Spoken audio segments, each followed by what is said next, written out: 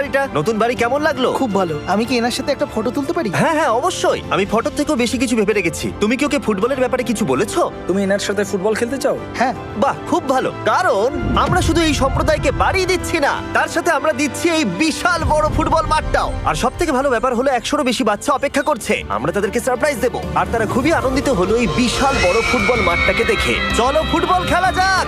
যাও নতুন মাঠে তোমরা খেলো, যাও মজা করো। নতুন ফুটবল মাঠের সাথে আমরা ফুটবল ইকুইপমেন্টসও বাচ্চাদেরকে দিচ্ছি। তোমরা কিন্তু এই নতুন মাঠে খুব মজা করে খেলবে। কিন্তু ফুটবল মাঠটাই ওদের কাছে যথেষ্ট ছিল না, কারণ সমস্ত বাচ্চারা ফেস্টিভ্যালসের ডিমান্ড করতে শুরু করলো।